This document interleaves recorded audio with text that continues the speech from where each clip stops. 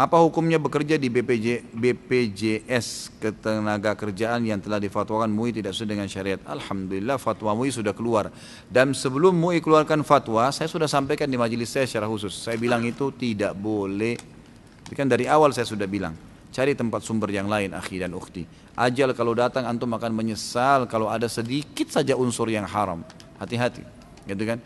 Jadi usahakan semaksimal mungkin jangan siapin musuh hari kiamat. Dan jangan beratkan timbangan dosa antum hari kiamat, minimal dengan syubhat, jangan.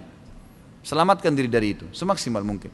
Makin kita selamatkan diri kita makin bagus. Kata Nabi SAW, halal jelas, haram jelas. Di antara keduanya ada hal yang samar-samar. Siapa yang menyelamatkan dirinya dari hal yang samar-samar, dia telah menyelamatkan kehormatan dirinya dan agamanya.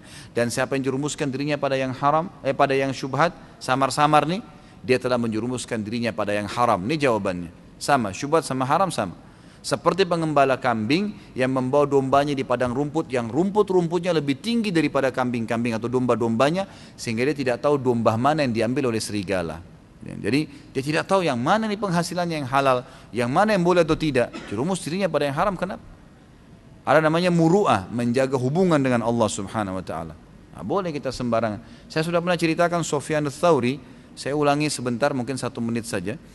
Bagaimana Sufyan ats-Tsauri yang terkenal dengan sajjad, yang dahinya sampai hitam, terkenal luar biasa dengan ibadahnya, dipaksa oleh khalifah untuk jadi hakim, dia nggak mau, tolak, nggak mau. Jadi hakim, digiurkan, gaji besar, dapat istana, dapat fasilitas, kereta kencana waktu itu. Kalau kita mungkin sekarang mobil yang paling mewah, tetap nggak mau. Dia takut nanti masuk neraka. Dia takut salah fatwa, salah hukum, dituntut hari kiamat, nggak mau ada musuh. Sama khalifah dipaksa, harus jadi hakim, tangkap kalau nggak mau. Sebenarnya saudara lari nih, lari dari Mekah, orang Mekah lari terus. Zaman dulu orang tidak tahu mukanya karena tidak ada foto, tidak ada media kayak sekarang. Jadi orang nggak kenal siapa dia jalan aja sampai. Jadi kalau ini Jazirah Arab misalnya, di atas ini negeri Syam, Madinah dulu, kemudian Mekah, kemudian negeri Yaman di bawah, di daerah selatannya Jazirah Arab.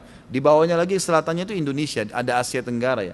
Jadi di bawah sekali itu adalah Yaman. Dia jalan kaki dari Mekah terus sampai ke Yaman.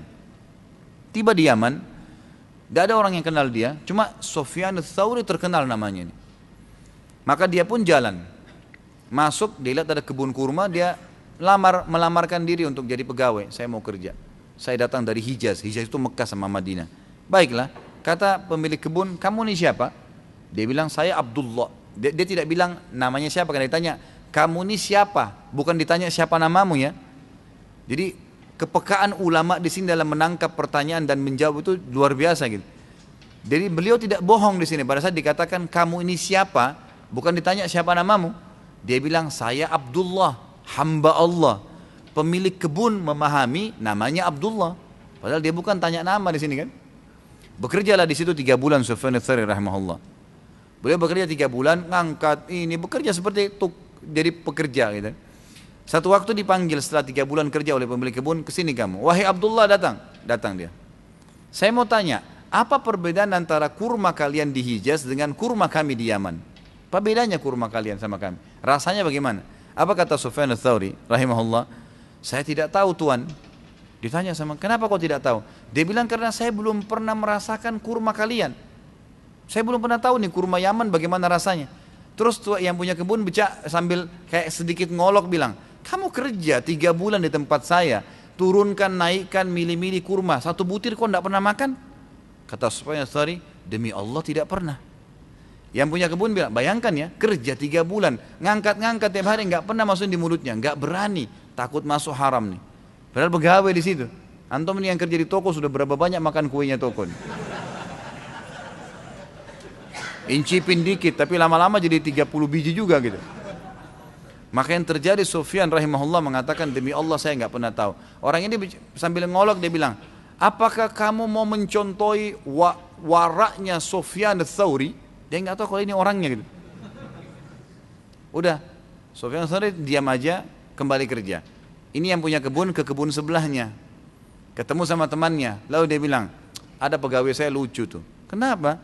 Dia waktu saya tanya perbedaan dia dari Hijaz, perbedaan antara kurma mereka di Hijaz sama kurma kami di Yaman, kurma kita di Yaman, dia bilang dia tidak tahu. Karena dia tidak pernah incipin satu butir kurma pun di kebun saya padahal tiga bulan bekerja.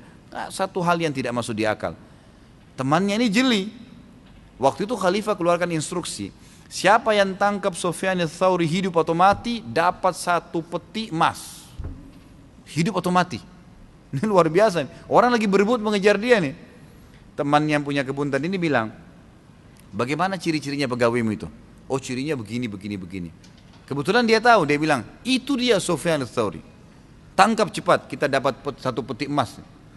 Mereka pergi ke kebun sana, ternyata sudah tidak ada. Sufyan ats-Tsauri sudah pergi. Tahu nih masalahnya, sudah pergi. Mereka pun akhirnya kembali ke Mekah. Waktu kembali ke Mekah, Sufyan ats-Tsauri punya julukan ulamanya, alimnya para ulama. Jadi ulama-ulama itu belajar dari beliau karena ilmunya luar biasa. Begitu masuk, ulama-ulama Mekah semua nyambut, mengatakan selamat datang, tapi mereka semua khawatir. Wahai Sufyan, ini bahaya nih, Khalifah akan tangkap kamu. Kamu hidup atau mati ini dikejar. Dia bilang, saya sekarang bertawakal kepada Allah. Apa yang terjadi sudah nggak ada masalah. Temannya menceritakan, mengatakan Sufyan ats-Tsauri ini terkenal dengan sajjad, suka sujud, dahinya hitam. Dia kalau sujud nggak diangkat sampai hajatnya selesai. Sampai dikatakan di sini dalam kisah ini, temannya bilang, saya pernah tawaf 1 kali, 2 kali, sampai 7 kali tawaf. Sufyan ats-Tsauri waktu tawaf pertama saya dia sujud, tidak angkat kepalanya. Sampai 7 kali saya tawaf masih di sujud pertama, nggak diangkat. Berdoa sama Allah SWT. Luar biasa orangnya, ibadahnya gitu. Waktu Khalifah dengar, dia datang, Sufyan ats-Tsauri sudah ada di Mekah, maka Khalifah dengan emosi mengatakan, saya mau tangkap sendiri dengan tangan saya tuh. Sufyan ats-Tsauri waktu mendengar berita tersebut, datang ke dekat Ka'bah, lalu dia memegang talihnya Ka'bah waktu itu, dikatakan dalam kisah lalu berkata, ya Allah, aku bersumpah atas namamu, jangan buat Khalifah ini masuk ke Mekah. Subhanallah, begitu mau tiba di perbatasan Mekah, meninggal Khalifah. Ajalnya datang, Allah alam, tapi mungkin doanya mustajab. Tapi saksi bahasan kita di sini apa? Bagaimana Sufyan ats-Tsauri menjaga hubungannya dengan Allah Subhanahu wa taala. Jangan siapkan musuh hari kiamat, ikhwani. Dan jangan memberatkan timbangan dosa antum. Berat untuk dihilangkan lagi itu susah. Maka selalu isi dengan amal-amal soleh.